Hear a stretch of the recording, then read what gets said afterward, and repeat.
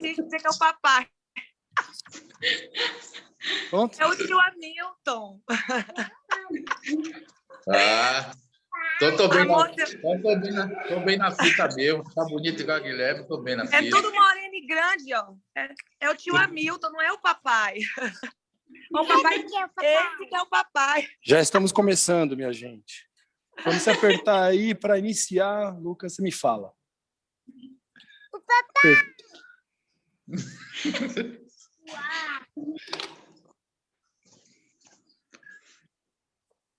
Graça e paz. Graça e paz a todos. Bom dia, minha gente. Bom Tá dia. tudo certo aí? Tá tudo bem com vocês aí? Eu vou pedir pro pastor lá, fica aqui, senão eu vou ficar com o torcicolo. Eu gostaria de saudar todo mundo aí com a graça e a paz de Jesus. Nós estamos começando a nossa aula hoje do curso Fé e Identidade. É um curso de 10 aulas, depois nós vamos terminar com testemunhos. E sejam muito bem-vindos, quem está aqui na PIB, presencialmente, nessa manhã mais fria. Eu não sei em que lugar do Brasil você está, mas aqui em Poços de Caldas está frio. E quem está também na caminha aí, está no sofá, está com o edredom, né? Já puxa a Bíblia e a pipoca que nós vamos começar, tá bom? Vamos orar para a gente começar? Senhor, obrigado por esta manhã. Eu te peço, em nome de Jesus, que o Senhor me reduza a nada. E o Senhor fale o que o Senhor deseja falar. Que nas letras das Sagradas Escrituras a gente possa encontrar aquilo que a gente precisa para ficar bem parecido com o seu Filho amado Jesus Cristo. E assim agradar o Senhor, tirar um sorriso do seu rosto. Obrigado, meu Deus. O Senhor é maravilhoso. Amém. Nas últimas aulas, como vocês têm acompanhado, nós explicamos o que é o tema do nosso curso. O tema do nosso curso é fé e identidade. Ele surgiu de uma preocupação do pastor João Marcos e uma preocupação nossa como igreja do século XXI em saber quem nós somos, de onde nós viemos. Então, nós tivemos nas primeiras aulas, além da aula inaugural, nós tivemos o tema Os Batistas, então conceitos, os fundamentos teológicos dos batistas, históricos, e depois nós estudamos a origem dos batistas. Bacana, né? Não sei se vocês têm gostado, eu tenho sido abençoado com as aulas, e é bacana porque, assim, mesmo que você não venha da denominação batista, esse é o momento de igualar as coisas, né? De falar assim, olha, a nossa história é essa, a nossa história é assim, assado, né? E não é um orgulho falso, né? Nós somos batistas, mas nós temos uma história bonita, temos uma história bacana para ser falada, para ser lembrada. Nós temos problemas também. Não vamos também maquiar os problemas, né? Nós tivemos problemas durante a história também. Na nossa história, nós tivemos um rastro de sangue também, como batistas. Inclusive, eu não trouxe essa imagem hoje para vocês, mas eu achei uma imagem legal, assim, de uma árvore, em que lá no tronco, lá nas raízes, tem o judaísmo, o helenismo, e depois começa a subir o tronco com o cristianismo. E depois chega uma hora que tem um corte assim, que é a reforma. Aí depois tem a Igreja Católica aqui, né? Quer dizer, a Igreja Católica, aí o corte, aí depois os protestantes, os restauracionistas, que é o pessoal lá dos Mormons, dos Adventistas do Sétimo Dia, e tudo, nessa mesma árvore. Como que a coisa foi se ramificando de um jeito, né? Essa imagem é muito interessante, eu prometo que eu vou compartilhar essa imagem com vocês, tá certo? Hoje nós vamos falar sobre as reformas, e é no plural mesmo, as reformas no cristianismo, tá certo? Mas antes da gente começar falando sobre essas reformas em especial, eu gostaria de fazer uma provocação a vocês, para vocês pensarem e refletirem. Você compartilha lá, Lucas, por favor, o primeiro slide? Eu gostaria que você pensasse e comentasse a seguinte frase desse senhorzinho que chama Richard C. Halverson. Conhece, Lázaro? O pessoal do Zoom conhece? Já ouviu falar?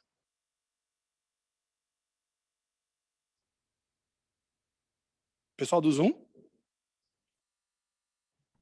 Nunca ouvi Tá falar.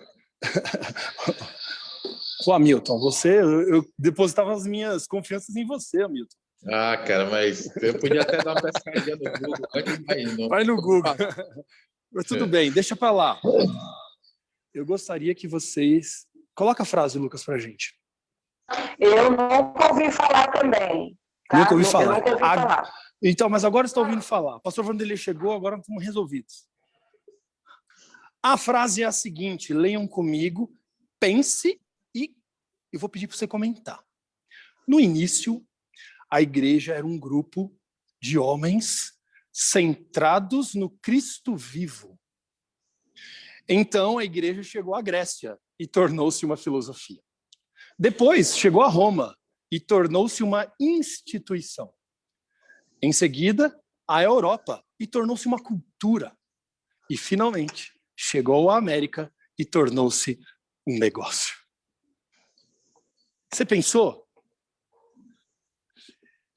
Por favor, comente isso. Por favor, eu gostaria que você comentasse. Como bateu isso em você aí? Essa frase.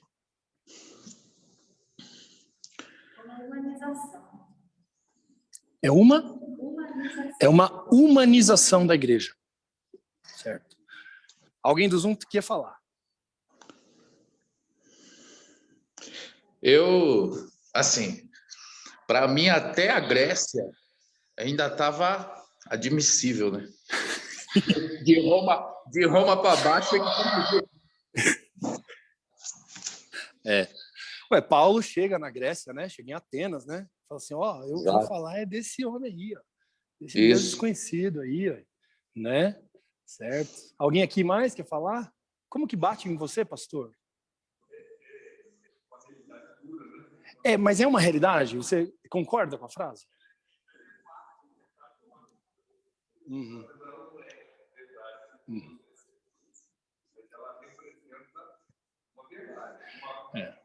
Uma realidade que aconteceu. O pastor João Marcos disse assim, é uma realidade dura, difícil, essa frase é em parte verdadeira, em parte não é tão verdadeira assim, porque em tudo, porque generalizou, mas cabe essa reflexão. É uma provocação que eu estou fazendo para vocês. Porque... Pois não.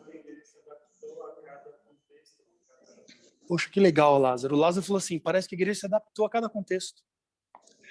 E, gente, eu queria falar justamente isso sobre a reforma, sobre a adaptação mesmo. Né?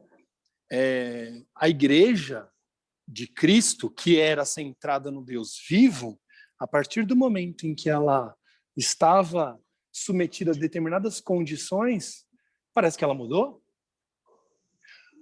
Será que ela mudou totalmente? Será que quem mudou está certo e quem não mudou está certo? Ou está errado? Vocês estão entendendo onde eu estou querendo chegar? Porque eu estou falando de reformas. Né? Tá? O pessoal do Zoom que quiser me interromper, fique à vontade. Vamos seguir o enterro aqui. Bora lá para frente. Eu gostaria de falar com vocês sobre o conceito de reforma. Dá uma olhadinha lá. O que é reforma?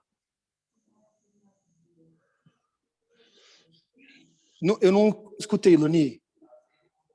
Fazer uma forma nova. Olha, é engenheiro, né? Engenheiro já sabe, né? Fazer uma forma nova, dar nova forma. É isso? O pessoal concorda? Não. O Hamilton falou que não. Peraí, deixa ele falar. Não, reformar não necessariamente tem que mudar a forma. É você fazer novamente o que já existe. Ó, Luni, ele acha que é fazer novamente aquilo que já existe. Vamos no dicionário para a gente fazer uma... E eu vou dar um conceito mais específico para a gente trabalhar aqui nessa aula. Vamos lá. Ó, o conceito está aí. Substantivo feminino. A reforma é ato ou efeito de reformar, de atribuir uma forma melhor, de corrigir. Você está pensando na igreja já ou não? Você chegou lá, não? Chegou lá? não significa inovação, pastor Vanderlei? Essa é uma pergunta. Eu estou perguntando, eu não estou afirmando. Então, mas olha, pelo significado literal, não significa volta, não. Significa atribuir uma forma melhor, né, de corrigir, né? E como o Luni falou, dá uma nova forma, quer dizer, uma coisa nova, inédita, né? Entendi. Então, o formato é uma coisa e o fundamento é outra.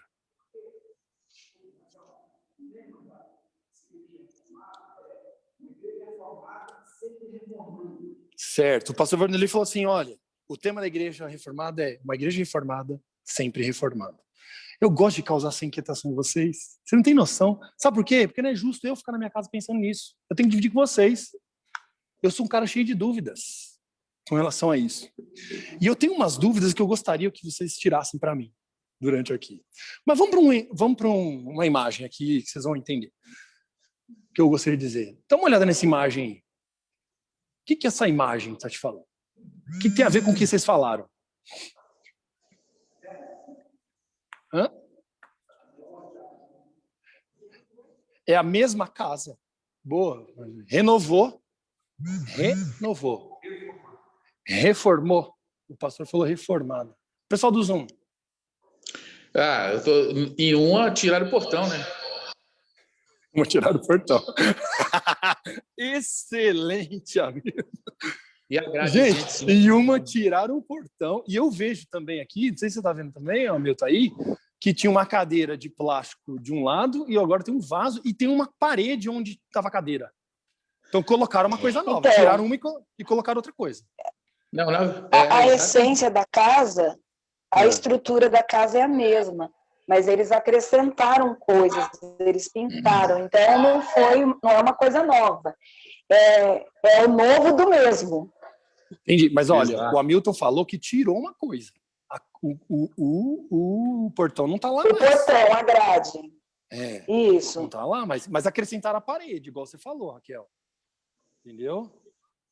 É duro, né? Quando a gente é levado, é incomodado, né? Você parar para pensar no conceitinho, né? Aquela coisa mais elementar. Porque eu acho a gente precisa ser igual criança com algumas coisas, né? Não é? Olha aí.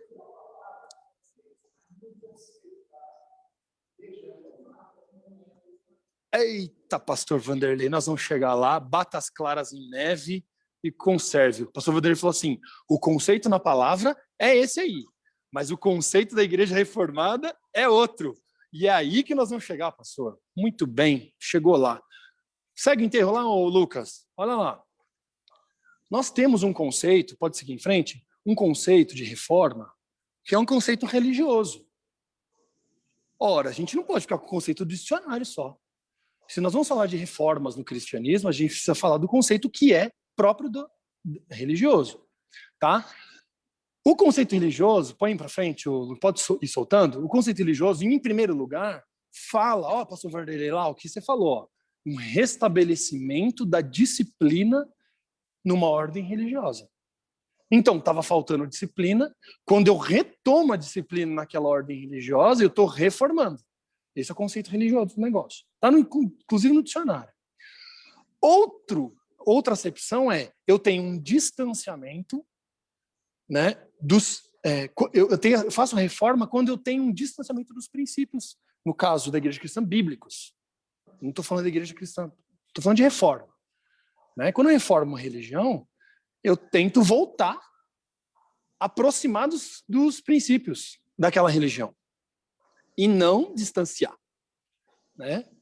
E eu estou falando aqui, parece que eu estou dando aula de português por conta do significado, mas isso é mais atual do que você imagina. Isso não é aula de história também.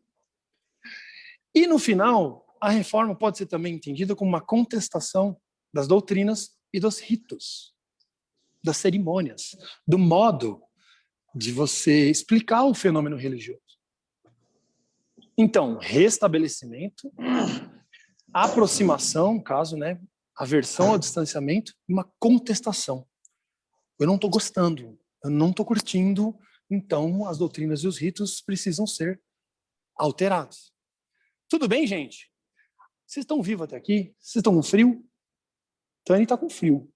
Estou sentindo lá que da terra quente, então, né? Sentindo frio hoje. Vocês estão quietinhos, calmo, né? Tudo bem no Zoom aí? Posso seguir enterro? Calmo, sereno e tranquilo. Rapaz, essa música é bacana demais. Tem gravação do Paulo César Baruch. Pode ouvir que é boa. Bora! Segue lá. Vamos falar agora sobre... pode seguir em frente aí, Vanessa, para nós. E no Zoom também. Vanessa. Põe para frente lá. Eu gostaria de falar de futebol com vocês agora. Tudo bem, Gustavo? Posso falar de futebol? Você é campeão com o técnico do São Paulo. Um cara mais paulista, São Paulino. Oi, pastor. Tá bom. Não pode falar de Flamengo, né? Varmengo. Porque tem um vascaíno lá, né? Tem um vascaíno lá. O vascaíno tá demais. Eu gostaria de falar sobre quem são os personagens da reforma. E agora eu vou falar das reformas. Porque se eu for falar só da reforma protestante, eu elimino o que nós já estudamos aqui. A reforma anabatista, por exemplo. A gente não é apenas influenciado pela reforma protestante. Está no nosso material, inclusive. A gente tem uma reforma anabatista que ela é ainda mais dura que a reforma protestante. Vocês estão entendendo? Então, eu estou falando em reformas, né? E tem mais umas reformas que nós vamos estudar ainda. Tudo bem? Eu queria falar do time, eu queria falar de futebol. Lázaro, por que eu coloquei essas palavras aí? Gol, zaga, meio-campo, ataque, laterais e gol na minha apresentação. O Lázaro falou que são as posições pré-estabelecidas no futebol, né? Não foi por isso não, porque eu quis. Porque eu quis. Ué, e a apresentação é minha, eu faço ela do jeito que eu quiser, não é? Então, por favor, vocês desculpem. O que eu fiz? Eu separei a galera aqui, vocês sempre caem na mesma, né? Eu separei aqui os personagens das reformas em posições, mas é uma classificação minha, não tem nada a ver, né? Eu gostaria... Vai lá, Vanessa, vai lá, Lucas, põe para frente. No gol, na zaga, quem está jogando ali? João Calvino. Você já tinha visto a foto de João Calvino? Ah, que homem bonito, que beleza, né? Teólogo francês. Ele é o pensador que inaugura esse negócio de teologia reformada, né? Que sintetiza, condensa, né? Calvino, importante, bacana. Então, se você é calvinista, aí a foto do homem, você tem que dar com a foto do homem na carteira, né? Olha lá. Prefiro a sua, amor. A minha mulher acabou de me falar que prefere a minha foto. Eu tenho a foto da minha sogra na carteira. Que eu pago metade, em qualquer lugar que eu vou, aí eu pago metade. Né? Olha lá, Felipe Melanchthon. Melanchthon, quem? Por favor, Melhor, o alemão ali. Melanchthon. Melanchthon, que é um teólogo alemão, o chamado educador da Alemanha. Foi um pensador que estava preocupado em que as verdades bíblicas fossem publicadas para todo mundo. Não ficasse uma coisa só dentro da igreja católica naquela época. Segue o enterro aí, vamos ver se é o gol agora. Vamos ver, é o gol. Quem está no gol lá? Ó? Ulrich Zwingli. Tudo alemão, gente. Líder da reforma. Não, ele é suíço. Líder da reforma na Suíça. E o pensamento dele, em pouquíssimas palavras, é o seguinte: olha, para com tudo isso, sacramento. Tem um monte de sacramento. Você tem que fazer um monte de coisa, tudo. Vão ficar em 2: batismo e ceia. É uma contestação ou não é? É uma aproximação dos princípios bíblicos ou não é? Porque fala assim, olha, se você coloca a veneração de santos como um sacramento, então, não parece que não está na Bíblia isso? Então, vamos... Tudo bem para vocês? Estão entendendo? Thomas Münzer. Me desculpa, gente, meu alemão não tá bom aqui. Eu preciso, né? Eu falava fluentemente, agora tenho que dar um... Teólogo protestante, reformador. Eu estou falando teólogo, protestante e reformador, que são duas coisas totalmente diferentes. Né? O cara pode ser protestante e não ser reformador, reformador não protestante, né? Vamos lá. Esse aí é o mais radical de todos, é o xiita do negócio. Luta radical contra o papado. Esse negócio de que existe um cara que tem poder divino, não é com Metzner. Poder divino na pessoa, mero servo, emissário, ministro. Você pode falar o que você quiser. Poder divino na pessoa? Não. Poder divino, como se a pessoa falasse em nome de Deus como sendo o próprio Deus. Né? Domínio político e religioso. O Papa era uma figura, ao mesmo tempo política, estatal, tinha poder na política, com os reis, e ao mesmo tempo religioso. Né? É muito poder numa pessoa só, né, gente? Não é, não? Segue o enterro aí. Vamos lá, Lucas e Vanessa. Olha lá, no meio campo, quem estava jogando? Martin Bucer. Ideias reformistas e mediador entre Lutero e Zwinglio. Martinho Lutero e o Zwinglio, que são dois reformadores, mas os caras se pegavam de tapa. Bonito. Você acha que nós não temos problema na reforma? A gente está cheio de problema na reforma. Amado irmão, se você é cristão, evangélico, reformado, você na sua história tem uma briga aí entre Lutero e Zwinglio. E o cara que colocava pano quente no negócio era esse aí, Martin Bucer. Queria reformar. Geralmente o cara é pastor, né? Uma paróquia, ou padre na paróquia, né? E esse aí colocava pano quente. Depois temos Johannes Brahms, teólogo alemão. E olha que legal esse reformador aí. As missas, todos os atos litúrgicos eram em latim. Por que era em latim? Oi, pastor? Por causa da Vulgata? Tudo bem, é latim por causa da Vulgata, mas tinha um motivo por que era em latim. Ué, mas na França, porque na França fala francês, por que era em latim a missa? A língua dos romanos? É isso? Quando você fala uma língua que ninguém entende, e a pessoa aceita sem entender, o pastor Vanderlei falou assim, é para o cara não entender mesmo. Era em latim? Tudo bem, a parte objetiva é porque a Vulgata é em latim, a tradução, né, direto do texto aramaico-grego, direto para o latim, direto, rápido e simples, mas quando você fala em latim para alguém que está na Suíça ou na França, que fala um outro idioma, a pessoa fala amém. Amém. Né? No final, é para não entender mesmo. É um tipo de dominação. E o Johannes Brahms, ele, além de querer tornar mais acessível na língua do povo a Bíblia, os princípios bíblicos, ainda tinha a ideia de fazer e fez uma escola para meninas.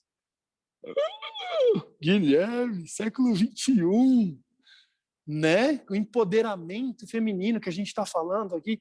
Ô, meu amigão, lá no século XVI, menina continuava igual era sempre, mulher, socialmente falando, menos, né? Gente, eu estou falando aqui, eu abri aspas, tá? A minha mulher é a parte mais importante da minha casa, viu? A minha mulher, né? Mas escola para menina no século XVI? Estranho, né? É um cara que não está muito contente mesmo. Ele está protestando. Por quê? Porque só os homens tinham acesso aí. Gente, o evangelho, quando eu falo evangelho puro, quando ele entra numa sociedade, ele não muda só espiritualmente a regeneração interior. Todo lugar onde o evangelho puro entra, na história, no mundo, há uma transformação social. E aí a minha pergunta... Maravilhoso. Agora é o seguinte, a minha tem uma pergunta. E quando o evangelho entra e não muda nada? Não é evangelho? Eu vou deixar isso com vocês. O pastor que está falando, não estou falando heresia aqui não, viu, gente? Aqui, ele que está falando, pastor João Marcos, Lemos Gonçalves. Ora, se o evangelho entra e não muda, eu tenho vontade de chorar. Eu tenho vontade de chorar com um negócio desse. Nós estamos falando de história, mas isso aplica hoje. Segue enterro. Bora. Vamos falar dos laterais agora. Jan Hus, me desculpe, meu alemão, de novo. Teólogo reformador tcheco. Esse aí foi para fogueira. É o ganso, exatamente. O ganso. Esse aí virou churrasco. E... Não, por favor, pastor, você me refresca a memória que eu não lembro, não. Estão queimando. Mas haverá um cisne sobre o qual vocês não queimarão. Mais ou menos isso. E o símbolo de Lutero, ele apropriou-se dessa frase de Hus e pegou. O símbolo da reforma do cisne. O pastor acabou de falar assim, a frase do Jan Hus é o seguinte: hoje vocês estão queimando um ganso, mas virá o cisne ao qual vocês não queimarão. E o símbolo que o Lutero utilizou na reforma dele, isso foi o cisne.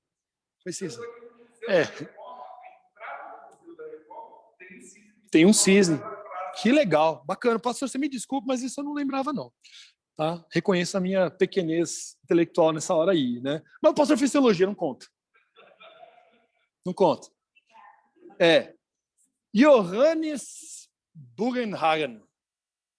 Estou inventando, tá, irmã Leonor? A irmã Leonor fala alemão fluente. Pastor que casou Lutero. É tudo no mesmo clubinho, gente. Todo mundo ali, ué. É tudo junto ali. E ele, inclusive, batizou os filhos do Lutero. Agora me responda uma coisa. Um veneninho caiu aqui. Que idade tem essas crianças? Eu não sei. Que idade tinha essas crianças do Lutero quando o Johannes Bugenhagen batizou essas crianças aí? Eu não vou falar nada. Eu vou ficar bem quietinho aqui, ó. Não, porque eu não estou dando opinião nenhuma. Estou falando que idade que tinha. Esse é o famoso reformador do norte. Lembram, gente, que nós temos problemas dentro mesmo dos grupos com relação ao batismo de crianças. Ora, se o batismo é simbolização de um novo nascimento, a criança não tem essa percepção de que nasceu de novo, que foi regenerado. Por isso que os anabatistas rebatizavam, né? Não é isso? Nós não conversamos isso aqui nas aulas passadas? Então, aquele batismo de crianças que a Igreja Católica faz, o que fazia na época, eu acho que essas crianças aí não eram crianças mais não, né? Tá bom? Tudo bom? Tudo bem? Tudo bem, pastor? Heresia, você fala assim que nós estamos tirando. Segue lá, vamos ver mais gente. Então, esses são os laterais. E aí, vamos ver agora. Tem um cara no gol aqui, reserva, mas é um dos caras mais importantes, que nós já falamos dele aqui. John Wycliffe, com E ou não no final, nós não sabemos, um professor inglês de Oxford. Este aí influenciou muito, mas muito mesmo, a igreja na Inglaterra, que é a igreja que depois veio para a América. Esse aí, olha que bonito, rapaz. É um rapaz da pessoa, mulherada. Por que quando aparece um cara desse aí, vocês não se interessam? Olha aí, não curte? Menino bonito, né? Bem apessoado, né? Ele fez a tradução da para o inglês. Para o inglês. Direto. A tradução em língua nativa, a primeira foi a do John Wycliffe. A primeira tradução direta para o original para o inglês foi o John Wycliffe, pastor dando essa informação. Não é King James, não, né? Não é King James, não, né? Então tá bom. Vamos lá agora, vamos para o ataque. É isso? Vamos para o ataque. Quem está no ataque? O menino Lu. O menino Lu. Não é o menino Ney agora, é o menino Lu aí no ataque. Quem que é o que leva toda a fama da reforma? Não é, gente, vocês não acham isso estranho? Que Lutero leve todo o crédito pela reforma protestante?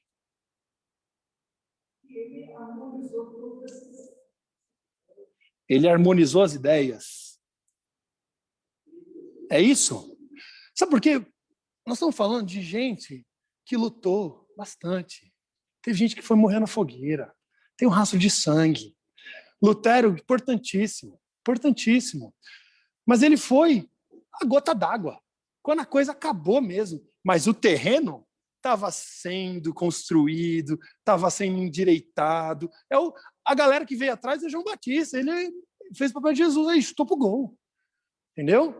E é interessante que a gente precisa ter essa dimensão histórica, não é para venerar os reformadores que nós citamos aqui, mas é para falar assim, glória a Deus, que aqueles irmãos, que aquelas pessoas que eram servas de Deus, de fato, de verdade, queriam mudar as coisas.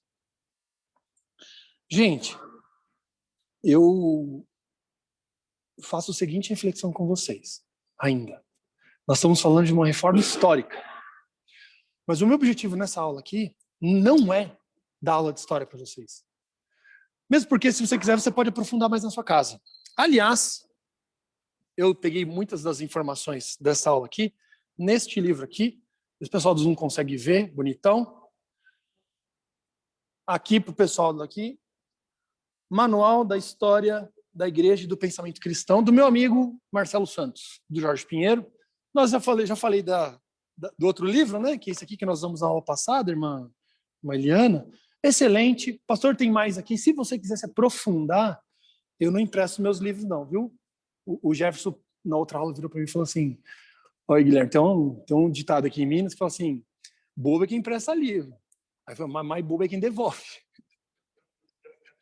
Brincadeira, não é que eu emprestei para a irmã Eliana, não é bom. Mas assim, se você quiser dar uma olhadinha, tá aqui o livro. Pastor, tem bastante livro aí, igreja tá cheia de livro. Você tá na internet, tá cheia também.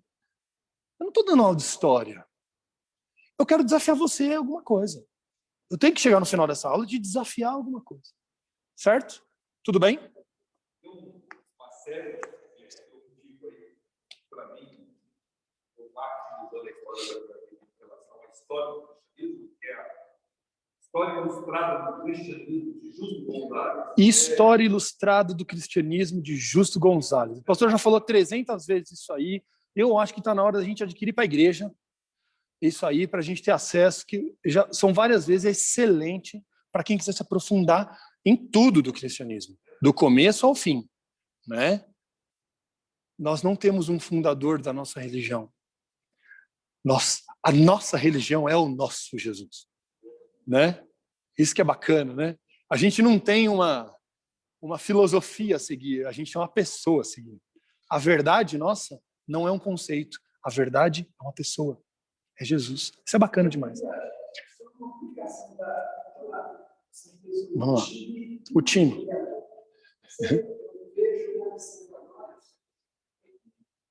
Deus usa cada um de nós uma função específica para abençoar. Deus usa, pastor. Às vezes o crente, a gente nem sabe o que ele faz. E a pessoa que mais ora, Isso. e a oração do justo que pode. Então, às vezes, a gente não valoriza as pessoas que oram. Exatamente. Ué. O pastor Vanderlei está falando, deixa eu reproduzir com o pessoal do Zoom aqui. O pastor Vanderlei está falando assim, que falou, você mostrou o time. Às vezes a gente não valoriza a pessoa que está por trás, que é a pessoa que ora pela igreja. A pessoa que contribui e não aparece. Não é? É isso que o pastor está falando, não é? A gente precisa valorizar todo mundo. Né? Eu acho não, me desculpe, eu tenho completa certeza que esta igreja, assim como muitas igrejas, só sobrevivem porque há pessoas que oram constantemente por ela. A família do pastor, ela não é alvo de ataques ainda mais ferrenhos porque tem gente que ora pela família dele. Eu sei de gente que ora pela minha vida e às vezes eu não sei. Alguém me vira e fala assim, eu orei por você essa semana. Eu não sei. A gente tem que dar valor. Fala, pastor.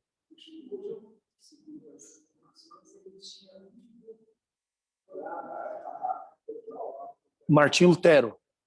Martim Lutero? Tinha um grupo que orava por ele? O Spurgeon.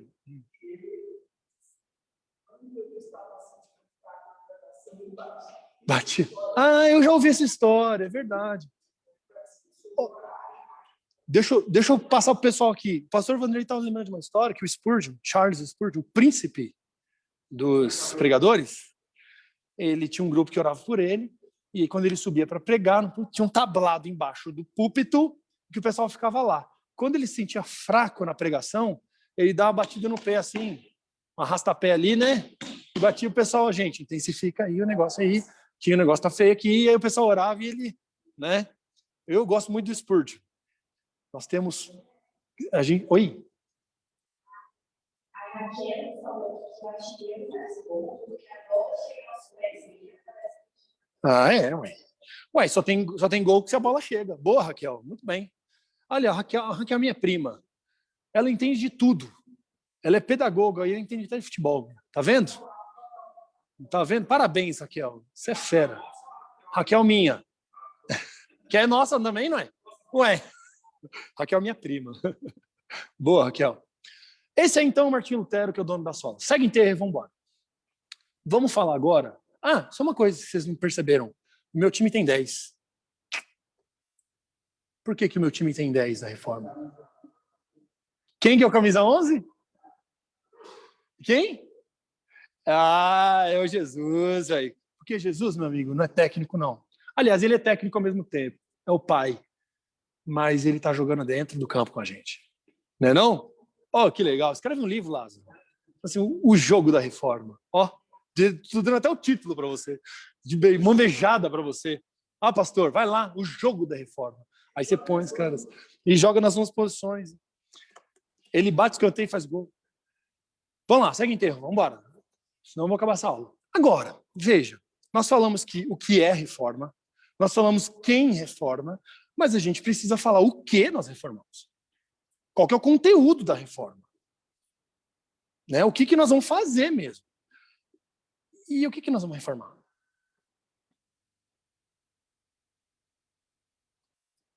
Pessoal da internet, mande suas perguntas, acesse o link que está aqui.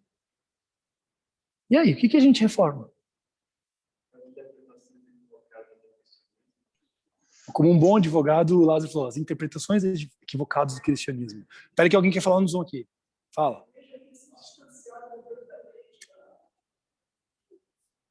Então, mas o que nós reformamos? A minha pergunta é o quê? Qual que é o conteúdo da reforma?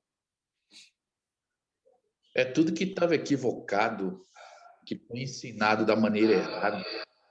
Vamos colocar... Você pode dar um exemplo, Hamilton? Colocar os pingos nos is. Vai dar um exemplo do que estava errado. Sacramento, por exemplo, como você acabou de dizer, batismo de criança justifica, de acordo com a Escritura. Mas também não justifica-se diante das Escrituras. Então, o cara teve que bater de frente. E na reforma cabe isso, mudanças de comportamento. O que o Hamilton falou é interessante. Ele deu exemplos em batismo nas crianças. Vai contra o que está na Bíblia. A interpretação que a própria Bíblia se dá. Então, precisa ser revisto. Eu quero mostrar alguns problemas para vocês. Vê se vocês concordam comigo. Olha lá. Quais são os problemas que nós temos que precisam ser reformados? Quais são as calhas que estão assim? Vamos lá, Vanessa. Primeiro problema, coloca lá para a gente, é vamos lá, Vanessa. O embelezamento de templos. Isso é um problema? Pastor, você não quer pintar a igreja aqui? Pastor, eu estou colocando como problema. Acho que eu sou o problema. Gente, nós estamos falando de igreja católica. A gente não está falando de pintar uma parede. A gente está falando de fazer a Capela Sistina. Né? A concentração econômica da arte, das pinturas, das esculturas, dos templos. Todo arquiteto aí que se preze sabe, no mínimo, aí umas 14 mil igrejas que foram construídas com o dinheiro de alguém que queria embelezar simplesmente os templos. Templo de Salomão. Eu não sei o que falou, pastor. Eu estou falando do Templo de Salomão da Bíblia. Né? Então é o seguinte, a gente pode ter um templo? Pode, mas não é esse o problema. O problema é a luxúria. A luxúria. Segue lá. Outro. Fé nas relíquias sagradas. Relíquias. Por exemplo, uma pessoa que era muito abençoada morria. Vamos matar aqui a irmã Eliana. Matei a irmã Eliana morreu. Aí a gente vai lá e sepulta a irmã Eliana, mas aí tem os restos mortais dela. Aí a gente pega um pedacinho da costela dela aqui e põe dentro, em cima de uma almofadinha bonitinha, limpa, certinho, põe numa caixa de vidro e a gente faz uma peregrinação com a costela da Santa Eliana. Gente, eu não estou fazendo isso de forma jocosa, mas um problema que levou à reforma era o desvirtuamento da fé. A fé era no objeto, na coisa ou em parte da pessoa, ou em parte de um objeto. Por exemplo, tem gente que vende até hoje um pedaço da cruz.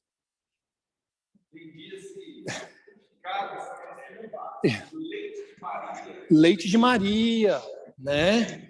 Hoje tem gente, por exemplo, eu gostaria de pegar o chiclete que Pedro colocou debaixo da mesa da Santa Ceia, né? Eu chupava esse chiclete, tranquilo. Veja, nós não olhamos para isso, não a fé nos objetos. Por que eu estou falando isso? Agora é sério. Parece cômico, parece jocoso, parece uma anedota, mas não é nos nossos tempos. Não se iluda, irmão. Esse curso é um curso Fé e Identidade. É para tirar seu engano. Se engana, não. Não é o copo com água aqui em cima da mesa que te santifica, irmão. Aí falei. Tá bom? Tá bom? Se eu estiver me cedendo, você me fala. Segue. Senhor, me perdoa. Mas o senhor sabe. Doutrina da penitência para absolvição. Olha, para você ter os seus pecados limpos, você precisa fazer uma penitência. Você precisa andar em volta da Praça dos Macacos 2 vezes de joelhos. Você tem que assistir os jogos do Vasco, por exemplo. Penitência. Aí você vai ser absolvido. Né? Tudo bem? Penitência. Uai, castigo. Não dá. Segue o enterro. Venda de indulgências para a salvação. O Gustavo está falando assim, doutrina da penitência para a absolvição anula o sacrifício de Jesus. O que a Bíblia diz a respeito do sacrifício de Jesus? Ele é total. Ele é suficiente. Certo? Olha o distanciamento aí. Venda de indulgência. A indulgência, gente, é o seguinte. Eu pego lá o Rafael, assim, Rafael, você pecou, né, cara? Faz o seguinte, dá Kiki, então, de oferta, que eu vou... A Carla tá falando assim, ó, já vou ganhar 500 hoje, gente. Ó, você pecou, você assistiu o jogo do Vasco. Então, você precisa ser perdoado. Dá R$500 aqui que eu te absolvo. E eu vendo isso para você e eu dou a absolvição para você. A indulgência, assim, eu não vou pesar a mão em cima de você. Fica tranquilo. Chegou o ponto de se vender indulgência dos pecados que seriam... Isso, pecados futuros, né? Ô, gente. Eu quero matar ele. Isso, então eu pagava antes o pecado que eu vou cometer. Gente, é totalmente faz sentido. Faz sentido. Não faz sentido para você? Agora não faz sentido na Bíblia, né? Porque quem que tem poder de perdoar pecados? Quem? O sangue de Jesus nos purifica de todo pecado.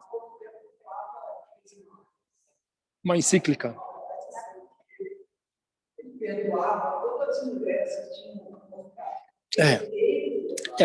A questão do... O pastor falou assim, que houve um papa que perdoava os pecados das mulheres que abortaram. É aquele negócio do poder divino numa só pessoa. Né? Então, gente, esse é um problema que estava acontecendo na igreja. Lembra do time? O time estava vendo isso aí, que está aí na tela. Mais problemas, que eu gosto de mostrar problema. Outro problema. Então um problema. É o seguinte, o que eu falo para você fazer é tão importante quanto o que está escrito na Bíblia, porque eu sou autoridade divina. Então é o seguinte, se eu sou pastor dessa igreja aqui, o púlpito fica 18 centímetros dessa tampinha aqui. Se você colocar 17, eu vou te mandar colocar 18 centímetros. E isso é tão importante quanto o que está escrito na Bíblia. A tradição, aquilo que a gente faz rotineiramente, aquilo que vai se incorporando nas nossos ritos, é mais importante que a igreja. A galera começou a reclamar. Sabe por quê? Porque aí você pode colocar qualquer coisa. Você pode colocar a tradição que você quiser. Ora, aqui nós não batemos palma. Isso faz parte, é palavra de Deus. Porque faz parte da nossa tradição. Ué. Gente, não dá. Não dá. Aí você anula ou não é o problema, não é o sacrifício de Jesus. Aí você anula a autoridade da Escritura, que é única. Certo? Fala. Pastor Vanderlei. O VAR fez com o Flamengo. Eu não vou entrar nesse detalhe. Pastor, eu não entendo nada de futebol. Você me desculpa. Né? Segue lá, Vanessa. Segue lá. Vambora. Olha lá, eu já falei disso. Leitura bíblica monopolizada em latim. A leitura, inclusive, era proibida para os não clérigos. Ainda hoje a leitura é proibida para muita gente. Agora é o seguinte, quando eu subo aqui, eu não estou falando da PIB não, viu, pastor? Eu estou falando como igreja, né? Quando eu subo aqui e falo uma coisa que as pessoas não compreendem, eu não estou fazendo a mesma coisa? Eu não tenho que falar a linguagem do povo? Guilherme, mas você não fala, vinde mancebos de meu pai. Você fala, ó moços. Fala, ó galera, Jesus está chamando aí. O que você entende melhor? Eu estou falando isso que é uma crítica mesmo. Aí eu falei mesmo. Enquanto a linguagem nossa, e eu não estou falando da PIB de Poços especificamente, estou falando como igreja. Enquanto a nossa linguagem não for uma linguagem do povo, a gente vai dificultar. É um problema que a gente precisa reformar. Tá? Segue lá. Exclusivismo sacerdotal na interpretação. Olha, só quem pode interpretar a Bíblia, só quem pode ler é o sacerdote. E só quem pode interpretar, quem que é? É o sacerdote. Então, amado irmão, você tem a Bíblia na sua casa, você interpretou, Senhor é meu pastor, nada me faltará, e você interpretou, o Espírito Santo falou com você, não, espera, vem na igreja e fala com o sacerdote. Não estou falando da igreja batista, não estou falando da igreja reformada. Nós chegamos na reforma por causa disso. Nós estamos falando de uma cultura do século XVI. Certo? As pessoas não tinham acesso. As pessoas não tinham liberdade de interpretar a Bíblia. Que ainda acontece hoje, viu, Guilherme? Que ainda acontece hoje, Hamilton. Acontece hoje. Ainda acontece hoje. Acontece hoje. Uai, a Bíblia é o Espírito Santo que interpreta no seu coração, amado irmão. Lógico. Pastor Vanderlei está aqui, pastor João Marcos está aqui, irmã Eliana está aqui, fizeram teologia. Eles são bases seguras de alguém que se aprofundou mais. São sacerdotes. Aqui, o pastor Vanderlei e o pastor João Marcos ainda foram ordenados para o ministério. É muito bom que você vá neles. Por quê? Porque pessoas que têm experiência, conhecer a fundo, estudar, é legal. Quanto mais estudar, melhor. Mas para a tua vida, especificamente, além disso, mas Deus fala com você na Bíblia, amado irmão. Guilherme, não precisa do sacerdote. Não precisa não. É bom, mas não precisa não. Não estou dizendo da necessidade de você estudar a Bíblia como instituição, como igreja. Nós temos escola bíblica, não temos? Aqui, nós estamos aqui. Você não vem no culto à noite e ouvir a mensagem do pastor João Marcos? Aqui, a Bíblia está sendo explicada. Mas isso não é monopólio, não é exclusivismo. Deus fala com você também. Pastor, deixa eu só falar a última aqui, eu já lhe dou a palavra. A versão... Agora, me desculpa que eu tenho que tomar um pouco de... Ninguém me deu água, né, cara? Só pastor, irmã Eliana, tudo bem, fizeram teologia. Aversão ao espírito científico de investigação. Veja, século XVI estava começando o iluminismo francês. Sabe, as ideias científicas estavam pululando, né? O homem estava renascendo e tudo. Sabe o que a igreja fez? Ixi, sai fora. Ciência? Que isso? Vacina? Ai, qualquer semelhança com a realidade terá sido mera coincidência. Aversão. Religião, não. Obrigado, eu não estava brincando, mas obrigado. Lucas, que Deus te dê em dobro que 2 copos de água. 2 copos de água. que me desejares. Veja, olha, a igreja é de um lado e ciência é outra. Ciência do capeta. Aí você queima o cabra, você queima o cientista. Véio. Rousseau, que é o pesquisador que eu pesquiso na filosofia política, ele nasceu protestante. E aí faltou dinheiro, o que ele fez? Ele se converteu ao catolicismo, para poder ser acolhido. Uma instituição católica. Aí depois que acabou o dinheiro, que ele se reconverteu ao protestantismo. Entendeu? Pesquisador, ué. Ele precisava comer, ué. E teve gente que morreu, teve gente que foi queimada na fogueira. Né? O Galileu Galilei, que você tanto conhece aí, ele teve que voltar atrás e não morreu, mas o Giordano Bruno morreu. Por falar que a Terra não era o centro do universo. A Terra é o centro do universo hoje, uai, mas no século, lá no começo da Idade Média, era um absurdo você falar um treco desse. Então, veja, quando eu vejo hoje que nós, ou que instituições, temos aversão ao espírito científico de investigação, eu dou uma lembradinha aqui do problema que estava acontecendo lá no século XVI. Fala, pastor. Pastor Vanderlei.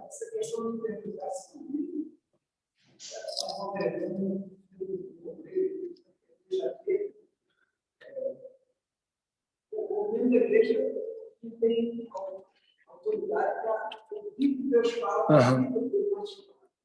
Só um exemplo, uma vez eu chamei um rapaz para consertar uma coisa em casa, aí eu vou perguntar para você o que eu posso. Então, o pastor Vanderlei acabou de falar um negócio interessante. Ele falou assim, eu chamei uma pessoa para consertar um negócio em casa, a pessoa respondeu assim, eu vou ver o que o pastor acha antes, depois eu vou. Senhor, devo comprar um carro vermelho ou branco? Eu acho que Deus fica lá em cima falando assim, poxa, cara, na boa, você tá me importunando com isso? Compra o que você quiser, meu. Né? Você quer comprar um carro? Compra o vermelho. Então, você gosta de vermelho? Compra o vermelho. Sabe, a gente às vezes se prende nas minúcias que não são necessárias. Eu preciso seguir, senão não consigo acabar a aula. Vamos lá, gente. Solução para os problemas. Qual que é a solução para os problemas? Qual que é a solução para os problemas? Quando você tem problemas dessa ordem aí, o que você faz? Débora, quando você tem um problema lá no seu trabalho, o seu chefe está te obrigando a fazer hora extra e você não está sendo paga, o que você faz? Senta para conversar? E depois, que não deu certo? Então, eu já vou te dar a dica. Você chame um advogado, OAB Minas Gerais, que ele vai entrar com uma ação de reclamação trabalhista para você. É exatamente, mas senta para conversar é para eu protestar aquilo que está errado na minha relação de trabalho. Quando as coisas estão erradas, você protesta. Você fala o que está errado. Você não é carneirinho. A gente é batista, minha gente. A gente é cristão. Não é isso? Quando está errado, você protesta. Você bate o pé e aí você pede para reformar. Fala assim, não, isso aqui está errado. Eu tenho medo da nossa inércia, da nossa omissão como igreja. Eu tenho medo, eu morro de medo disso. Porque a nossa história não é essa. A nossa história é quando a coisa está errada na igreja. E eu não estou falando da igreja templo, a igreja convenção, eu estou falando de igreja. Quando a coisa está errada, quando estão obrigando você a venerar uma relíquia, dizendo que ela é sagrada, você fala assim, não, meu amado irmão, relíquia não. Você entendeu? Ai, eu tinha que falar desse jeito, porque eu treinei na minha casa assim. Certo? Tudo bem com vocês? Alguém discorda? Alguém concorda? Oi, irmã Eliana.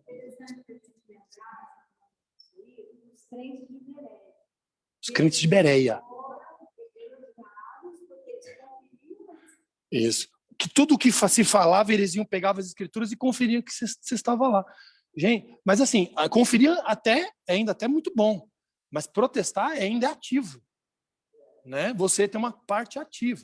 Gente, nossos amados irmãos, muitos morreram aí por causa desse protesto. Vamos lá para o recheio da solução. Eu tenho uma pergunta para fazer para vocês, que é bem característica minha. É uma provocação e eu amo provocações. Mas a gente fala... Fala, pastor. É uma frase do Martin Luther King. que me preocupa não é o grito dos paus, mas o silêncio. O que me preocupa não é o grito dos maus, mas o silêncio dos justos. Martin Luther King. Me preocupa também, ó, eu nem lembrava dessa frase, não sei, parece que... Eu me preocupo, pastor, me preocupo mesmo, quando a coisa está andando errado e a gente fica bem caladinho. Agora, me responde uma coisa. Cristianismo primitivo, você sabe lá, leu Atos, não leu? Atos, tudo... Gente, Bíblia, Atos, tudo bem? Então tá bom. Cristianismo primitivo, certo? Jesus morreu e começou. Logo depois, a gente tem, historicamente, a gente dentro da religião, segue lá, Vanessa e Lucas, põe a seta e põe outra. Ó. A gente pula para falar da reforma protestante. Atos, século I. Reforma protestante, século XVI. Por que a nossa conversa sempre é da igreja primitiva para a reforma? Põe a pergunta lá, Vanessa. Por que a reforma só aconteceu no século XVI? Menino. Os movimentos anteriores, como a gente pode falar que é quando acendeu o estopim e estourou na reforma protestante, foi abafado de forma... Mas só no século XVI. Tudo bem, mas são 1.300 anos.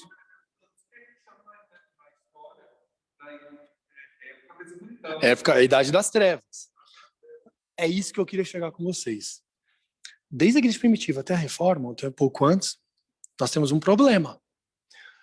Cadê a igreja de verdade, a que não estava compactuando com as coisas erradas de dentro da igreja dita católica romana na época? Cadê? Se calou? Essa é a minha pergunta. Fala, Milton. Estava sendo perseguida. Estava sendo perseguida, o Hamilton falou. Nunca deixou de ser perseguida.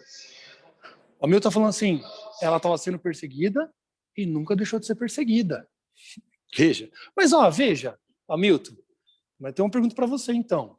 Ora, Martinho Lutero não estava sendo perseguido, ele era monge. Concordo. Ele era um monge da Igreja Católica. Ele não estava sendo perseguido, não. Ele virou monge e ele virou doutor em Bíblia, principalmente no Antigo Testamento, e estava lá, ele estava bonitão aí. O que aconteceu? Aconteceu o seguinte, a coisa deve ter ficado ruim para ele, porque até o momento estava bom. Até o momento estava bom. Boa. Assim, ó, boa. Eu acredito que é o seguinte, naquele momento, naquela situação, ele teve um verdadeiro encontro, uma conversão. Porque até então, o fato de estar dentro da igreja não quer dizer que o cara seja convertido, ou que o cara tenha tido um encontro com Cristo. Eu acho que os olhos dele foram abertos naquela situação. Entendi. A história do Lutero é muito específica. Seria muito bom. Tem um filme na Netflix sobre Lutero, é legal. Cara, ele é atacado por raios. Ele faz um voto. Ele fala assim, se eu me salvar dessa, é Santa Ana. Ô, Santa Ana, me ajuda, Santa Ana, que eu vou virar monge. E aí virou monge. Ele era mineiro de prata. Mas veja, onde eu quero chegar com vocês? Tem esse salto aqui, e eu vou explicar por que tem esse salto. Põe lá o próximo. Nós não podemos esquecer que a igreja, quando começou a ter problemas, e os problemas eles começaram no século III, quando a igreja, quando os cristãos foram liberados para cultuar em paz, por Constantino, certo? Na hora que a coisa liberou, o pessoal acomodou. E aí, quando a religião oficial se tornou, no século III ainda, século IV, se tornou a religião oficial, Teodósio, né? Aí é que a coisa descambou mesmo, minha gente. Aqueles problemas todos que nós falamos começaram a entrar dentro da igreja. Porque é o seguinte, quando você junta Estado com igreja, dá problema. O Estado, os governos não fazem bem para a igreja. Fica a dica, viu? Amados irmãos, pastores, padres, clérigos e tudo. Não mistura as coisas. Não se mistura religião com política. Não se mistura. Tá? Mas tinha um movimento. Nós não vamos falar dos desvirtuamentos doutrinários, porque tem. Nós não vamos falar de problemas que eles tiveram. Nós vamos falar só de uma coisa, sobre os pais do deserto. Teve gente que já tinha saído da igreja há muito tempo, e sabe para onde foi? Foi para o deserto. Ou virou eremita, ou criou uma comunidade que era dissociada desse modelo diocesano, padre, cardeal, arcebispo, bispo, vigário, e o cara estava lá no deserto. Sabe fazendo o quê? Põe aí para mim, Vanessa. Deixando um legado para você e para mim, de um desejo sincero e profundo de conhecer a Deus e obedecer os seus mandamentos. Eu tenho muito cuidado para falar disso, porque, por exemplo, eu converso com o pastor João Marcos, a gente conversa sobre Agostinho. Agostinho, ele influencia o nosso pensamento hoje. O pastor fala aqui de púlpito, eu falo de aula. A música do Vencedores por Cristo, a começar em mim quebra corações, é baseada na oração de São Francisco de Assis. Guilherme! É isso mesmo. Porque esse povo tinha um desejo sincero de profundo de conhecer a Deus também. Você pega o legado, você pega o que é bom. Esse movimento nos legou escritores, pensamentos maravilhosos. Tem Teresa d'Ávila, tem São João da Cruz, você pode ver. Tem São Bernardo de Claraval. Quem mais, pastor? Tomás de Kempis, que escreveu A Imitação de Cristo. Excelente. Tomás de Kempis, né? Tomás de Kempis escreveu A Imitação de Cristo. A Imitação de Cristo. Livro excelente. A gente lê. Por quê? Porque é Bíblia. Ajuda. A gente tira aquilo que, às vezes, o cara está errado nos sacramentos, tudo, mas influencia a gente. Tem um legado. Eu estou falando isso, irmãos, porque você não seja xiita. Não seja ignorante. Você fala assim, não, eu não vou, nunca ouvi São Francisco de Assis. Então para de cantar a música Começar em Mim, aqui dentro da igreja. Porque a gente canta. Vocês estão entendendo? Não é um ataque, também não é eu não estou fazendo apologia. Mas a gente não pode deixar de falar de quem foi para o deserto querer obedecer a Deus. Tudo bem? É o seu caminho da espiritualidade. Vamos terminar essa aula? Vamos lá? Eu quero falar das soluções ainda, sobre o conteúdo. As 5 solas. Lutero, sintetizando o pensamento do Lutero em 5 pontos, das 95 teses, que ele publicou um dia antes do dia anual das indulgências, no dia que era para vender as indulgências. O cara sabe, tem timing, ele sabe a hora de publicar no Facebook, sabe? Ele sabe a hora, o cara manja. Baseado nesse versículo de Romanos 1,17, que o justo viverá pela fé, ele colocou 5 pontos. Vou terminar, vou passar 5 minutos. Vamos lá. Sola fide, somente a fé é suficiente. Você não precisa de obras, você não precisa de méritos seus para chegar à salvação. Oh, amado irmão, o meu coração faz assim, ó, de alegria. Quando eu falo assim, é só isso. É só isso. Eu não preciso fazer nada? Não. Mas eu poderia fazer uma coisa? Também não. O sacrifício, você só precisa crer que ele ocorreu e que ele é suficiente para tornar você um filho de Deus e tornar você um servo dele, ele tê-lo como Senhor. Só. Mas eu não preciso vir à igreja todos os domingos? Para isso, não. Para salvação, não. Eu não preciso subir a escadaria da igreja tal de joelhos? Não. Não preciso. E o versículo que ilustra isso é esse aqui, ó, Romanos 5:1. Tendo sido, pois, justificados pela fé, temos paz com Deus, porque a gente tinha inimizade. Agora a gente tem paz. Estamos bem com Jesus, estamos bem por nosso Senhor Jesus Cristo. Tudo bem? Resumo da ópera. Só fé, nada de obras, para que ninguém se glorie. Bora. Sola Scriptura. Somente a Escritura, a Bíblia. Única fonte de autoridade e desnecessidade de interpretação fora de si mesmo. A Bíblia é a palavra de Deus. Lutero bateu nisso. Por quê? A tradição não é a palavra de Deus. A Bíblia é a palavra de Deus. Lutero foi um pouquinho mais, ele falou assim, que a Bíblia não é só a palavra de Deus, porque, baseado em João 1:1, a palavra de Deus é o próprio Jesus. Eu achei bonito isso, pastor, do Lutero, porque o texto bíblico fala que Jesus é a palavra. Ele é a palavra, ele é a revelação maior, né? E as escrituras testificam desse Jesus. Tudo casa. Mas, não tem tradição. É Bíblia. É Bíblia. Não é tradição. E o versículo que ilustra. E temos muito firme a palavra dos profetas. a qual bem fazeis em estar atentos, como uma luz que alumia em lugar escuro, até que o dia amanheça, e a estrela da alva apareça em vossos corações. Sabendo primeiramente isso, que nenhuma profecia da Escritura é de particular interpretação. Você não pode interpretar você mesmo. Ela se interpreta sozinha, porque a profecia nunca foi produzida por vontade de homem algum, mas os homens santos de Deus falaram inspirados pelo Espírito Santo. A interpretação é espiritual, é do Espírito Santo, é do próprio Deus. Tudo bem? Tudo bem não. Tudo bem não. Porque a gente não faz isso. Eu falo de mim. Às vezes tem gente falando bobeira aí e você tá comprando gato por leve. Não compra não. Eu falo com o pastor aqui, pastor, escola bíblica, eu gosto desse negócio aqui, e a gente tem um pacto. A gente tem o compromisso de dar água limpa para o povo. Água limpa. Não é interpretação particular, é o que, né? Deixa Deus falar com você, irmão. Não é isso, pastor? Beleza. Outra sola. Solo Cristo. Somente Cristo. Não precisa de ninguém mais. Quem quer falar? Não. Sem intermediação de nada ou ninguém. E o versículo que ilustra é esse aqui, ó. E em nenhum outro há salvação. Porque também debaixo do céu nenhum outro nome há, dado entre os homens, pelo qual devamos ser salvos. Jesus Cristo. Não tem meio de campo com Jesus. É Jesus direto.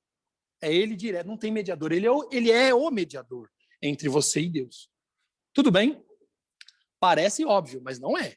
Porque se eu tenho que ir no Papa para poder me absolver os pecados, cadê Cristo?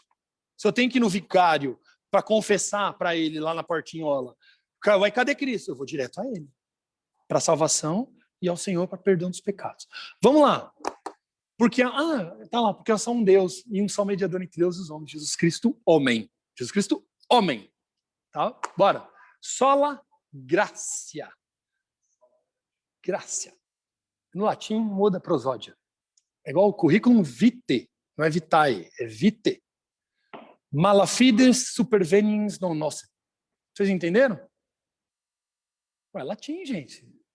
Malafides superveniens non nocet. A má fé posterior não é nociva. Que bobeira. Meu, precisa disso. Aqui a gente está falando somente a graça. Não há mérito na salvação. É um presente. Cara, quem é um dominador, um político, dominador de uma igreja que gosta de dinheiro, odeia ouvir falar isso. Você quer irritar alguém? Você fala assim, meu amigo, é de graça. Eu não preciso pagar nada para você. Sorry. Qual que é o versículo, Vanessa? Porque pela graça sois salvos, por meio da fé. E isso não vem de vós, é dom, é presente de Deus, não vem das obras, para que você não fique se enchendo das coisas. Não fique com o ego cheio. Beleza? Parece óbvio, mas não é. Pastor Vanderlei, vamos lá.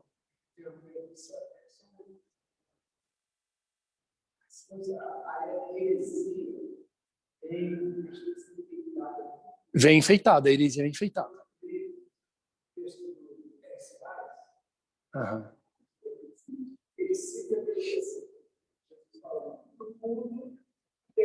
No mundo tereis aflições.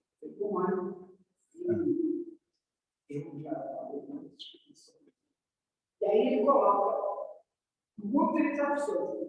Aí ele acrescenta, a não ser que... A não ser... O pastor falou assim, que tem um pregador desse de TV que diz assim, no mundo tereis aflições, mas tem de bom ânimo porque eu venci o mundo. Aí ele completa, a não ser que... Excelente. Sabe o que eu acho legal? Esse povo é criativo. Entendeu? Esse povo é criativo aí. Para, vende. Irmão, passa aqui na corrente do sal, aqui, ó, pisa no sal aqui, que você vai ser purificado. Meu amigo, se eu for lá, eu vou pegar sal para fazer churrasco. Entendeu? É criativo demais. Parabéns. Bora. Soli Deo glória. Somente a Deus a glória. Porque parece óbvio, mas não é. Você venera um santo, você adora um santo, uma imagem, se prostra perante ela, você não está dando só a Deus glória, é exclusiva. Deus não divide a glória dele com ninguém. Não há espaço para nenhuma outra adoração. Então disse-lhe Jesus, vai de Satanás. Eu gosto de Jesus quando ele fala isso. Eu gosto de falar isso para Satanás também. Porque está escrito, ao Senhor Deus adorarás. Teu Deus adorarás. E só a Ele servirás. É Bíblia, está na Bíblia. Está em Mateus 4:10. Vamos acabar a aula? Bora?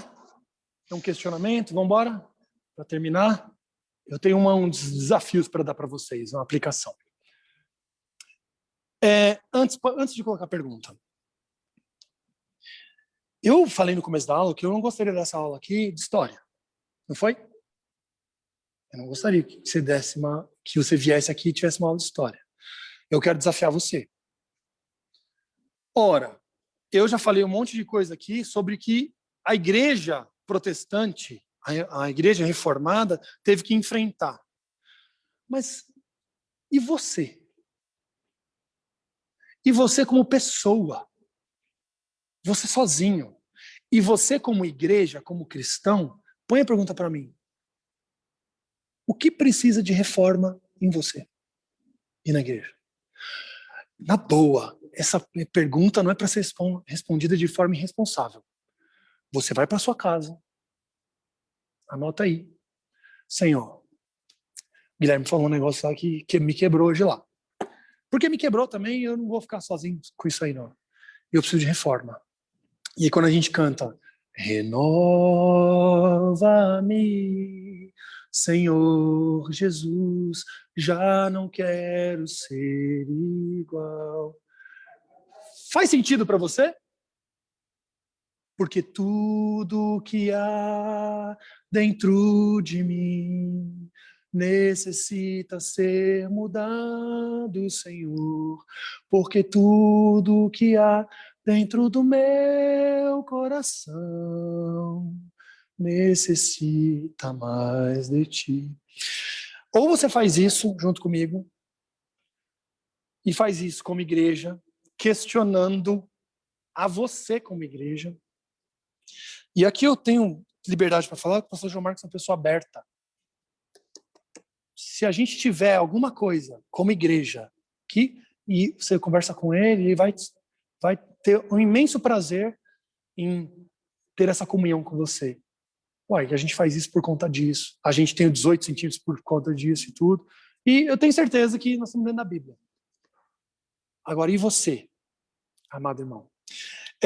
Como um bom filósofo, eu não sou bom, mas eu sou filósofo. Questiona. O mundo é movido com perguntas. A resposta seja sempre Jesus, mas o mundo é movido com perguntas. Faça perguntas, questione, avalie, reforme aquilo que precisa ser reformado. Tudo bem? Vou dar o espaço agora para vocês falarem o que vocês desejam falar, tanto no Zoom quanto aqui. Alguém quer falar? Quer falar alguém? Hamilton vai falar.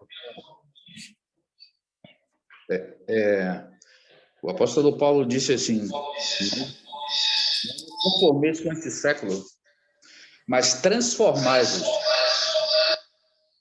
Transformai-vos, um pouco diferente de reformai-vos. E é algo que acontece dentro, que só o Espírito Santo pode fazer. Então, só estará disponível para ser reformado quem foi transformado pelo Espírito Santo.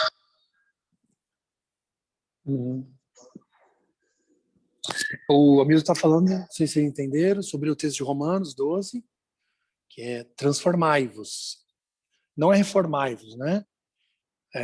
Nós temos a linguagem bíblica, mas o Espírito é isso aí. A gente necessita ter algo novo, né? Boa, Hamilton. Deixai-vos transformar. Deixai-vos. Não é você que faz, é o Espírito Santo de Deus que faz. Deixa. Boa, pastor Vanderlei. Irmã Eliana, quer falar?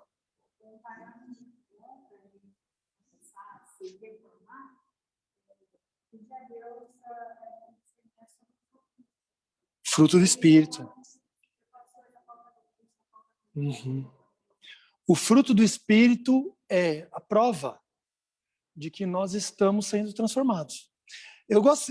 Eu fui viajar essas férias e eu cheguei na casa de um amigo muito querido E a esposa dele, a gente estava conversando sobre criação de filhos, ela perguntou assim, ela falou assim, que alguém perguntou para ela, seus filhos são educados?